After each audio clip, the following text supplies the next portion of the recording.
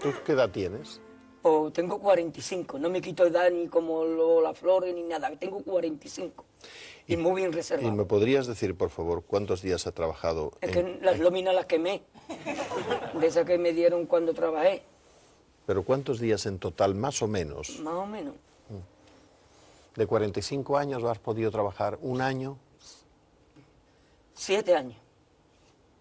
7, por ahí ya no más. Pero- Hasta hoy, De 45 años, 7 a años. 7. Pero con descansos. Yo lo primero que entraba a donde me colocaba pedía el día de descanso ya. Y me dice, hago yo, ha entrado usted y ya está pidiendo el día de descanso. ¿Sí?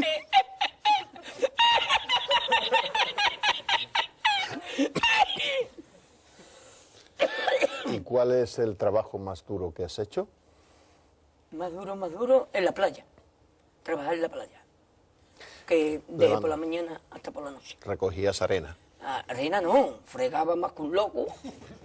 Y lo que me pasó, que no te lo he contado yo a ti, De pinche de... pinche de cocina. ¿Y qué tal? Lo que me mandaba el cocinero. Limpiar la lechuga, hacer el aliño, limpiar pescado.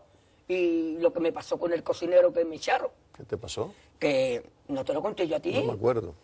Esto fue en Chipiona. Entré nuevo y me dijo el cocinero, ¿usted es el pinche nuevo? Sí. Risita, ¿no? Me han dicho que te diga risita. Nuevo, ¿cuántos días va a venir? Digo, hoy estamos en mayo, hasta septiembre me ha dicho Pepe. ¿Sí? ¿Y qué sabes tú hacer en la cocina?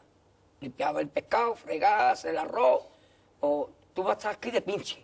Pero como va a ser el primer día, mira, vamos a fregar todo lo que hay aquí, ¿eh? Y ya mañana hablaremos. Tú sabes que cuando coges un restaurante nuevo, todo limpieza, para mañana inaugurarlo. Claro.